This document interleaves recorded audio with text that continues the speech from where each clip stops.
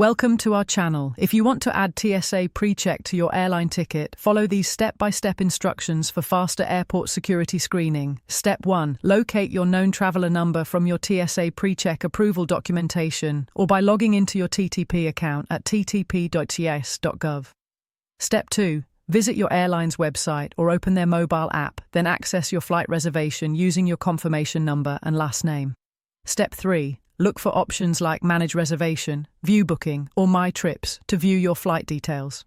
Step 4. Select the passenger name you want to update, then click Edit next to the traveler information. Step 5. Find the known traveler number or secure flight information field within the passenger details section. Step 6. Enter your 9-digit KTN number in the appropriate field and save the changes. Step 7. Verify that your information has been saved by reviewing your updated reservation details.